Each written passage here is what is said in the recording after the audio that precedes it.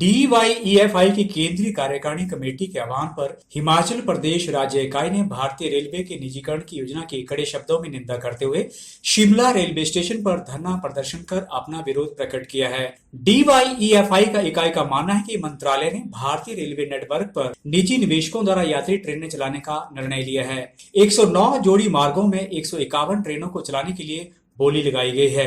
पूंजीपति राष्ट्रीय railway network और संबंधित बुनियादी ढांचे का उपयोग करेंगे, जिसे सदियों से विकसित किया गया है, जिस पर पूंजीपति अपार लाभ कमाएंगे।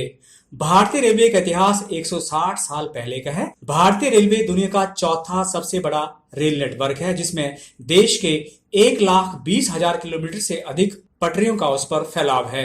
2 जुलाई को एक अलग परिपत्र में रेल मंत्रालय ने रेलवे में भर्ती पर प्रतिबंध लगाने और नए पदों पर भर्तियां न करने का निर्णय लिया है। जिन रिक्त पदों पर प्रक्रिया अभी पूरी नहीं हुई है, उन सभी रिक्त पदों की भर्तियों की प्रक्रिया पर समीक्षा की जाएगी। मौजूदा रिक्त पदों के 50 पदों को खत्म करने का निर्णय भी रेल मंत्रालय व रेलवे बोर्ड ने कर लिया है। यह हमारे देश के युवाओं की उम्मीदों पर बहुत बड़ा आघात है, जो पहले से ही बेरोजगारी के बोझ के तले दबे हुए हैं।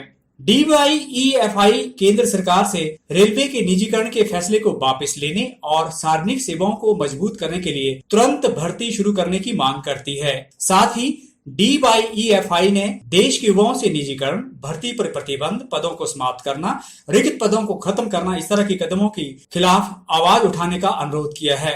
15 जुलाई को हम अखिल भारतीय हमारी जो कमेटी है उसके आह्वान पर हर एक रेलवे स्टेशन के अंदर पूरे हिंदुस्तान के अंदर धरना प्रदर्शन कर रहे हैं।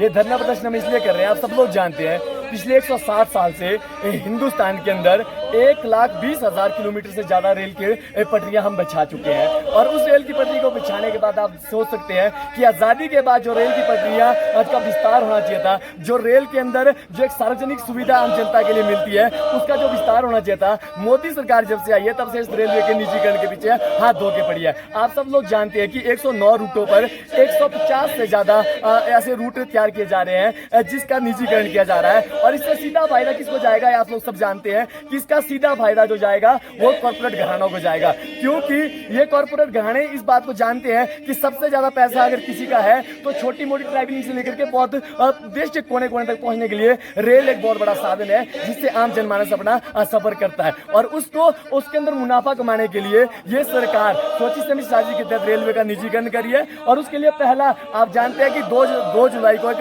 फरमान बीजेपी सरकार द्वारा दिया गया, जिसमें साफ तौर पर कहा गया है कि 50% नौकरियां रेलवे के अंदर खत्म की जाएगी। हम DYEFI आज ये मांग कर रही है कि पूरे हिंदुस्तान के अंदर रेलवे का विकास होना चाहिए, रेलवे को सार्वजनिक क्षेत्र के अंदर रखना चाहिए, रेलवे का निजीकरण नहीं होना चाहिए। और रेलवे के अंदर जो आपने पोस्टें खत्म किया है उन पोस्टों को फिर से लागू करो और रेलवे के अंदर भर्तियां फिर से होनी चाहिए। और अन्यथा अगर ये सरकार हमारी मांग को नहीं मानती है तो आज तो DYEFI ने सिर्फ हर एक रेलवे स्टेशन पर धरने किया है। आने वाले समय में हम विधानसभा और पार्लियामेंट तक जाने के लिए इस गूंज के साथ जाएंगे, ताकि ये जो सार्वजनिक क्षेत्र है इसको बचाया जा सके। और इसको हम आने वाले समय में और उग्र इस आंदोलन को करेंगे।